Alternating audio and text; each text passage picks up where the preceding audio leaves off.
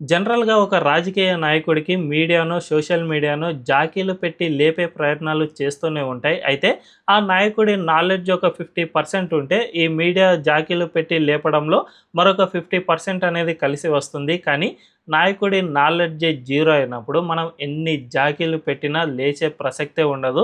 తద్వారా అది మరింత అపహాస్యం అయ్యే అవకాశమే ఉంటుంది. రాహుల్ గాంధీ విషయంలో రాజ్‌దీప్ సర్దేశాయ్ ఇదే విషయాన్ని గమనించినట్లున్నారు. రీసెంట్‌గా పార్లమెంట్‌లో డీలిమిటేషన్ అండ్ ఉమెన్ రిజర్వేషన్ బిల్లుపై చర్చ జరిగింది కదా!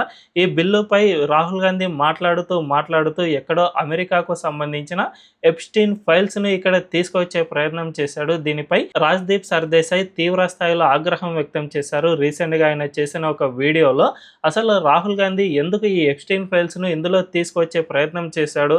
అసలు ఈ డీలిమిటేషన్ చర్చ అండ్ ఉమెన్ రిజర్వేషన్‌కు ఎప్‌స్టీన్ ఫైల్స్‌కు ఎటువంటి సంబంధము లేదు. అయినా కూడా ఇలాంటి వ్యాఖ్యలు చేయడం వల్ల రాహుల్ గాంధీ ఇమేజే దెబ్బతింటుంది. ఆయనకు ఇలాంటి స్క్రిప్ట్‌లు లేదంటే ఇలాంటి నరేటివ్స్ ఎవరు అందిస్తూ ఉన్నారు అనే విధంగా రాజ్‌దీప్ సర్దేశాయ్ రాహుల్ గాంధీపై తీవ్ర ఆగ్రహాన్ని వ్యక్తం చేశారు. మరి ఇప్పటికైనా సొంతం వాళ్ళు తిడుతున్న విషయాన్ని రాహుల్ గాంధీ గమనించాల్సిన అవసరం ఎంతైనా ఉందనే చెప్పుకోవచ్చు. ఆయన తన నరేటివ్స్ మొత్తాన్ని మార్చుకున్నప్పుడే కాంగ్రెస్ పార్టీ మళ్ళీ పునర్వైభవాన్ని సంతరించుకుంటుంది. లేకపోతే రాహుల్ గాంధీ ఇదే వైఖరిని గనక కొనసాగిస్తే ఖచ్చితంగా కాంగ్రెస్ పార్టీ పుట్టి మునిగే అవకాశం లేకపోలేదు అని విశ్లేషకులు చెబుతూ ఉన్నారు. మరి ఈ విషయంపై మీ అభిప్రాయం ఏంటో కామెంట్ల రూపంలో తెలియజేయండి.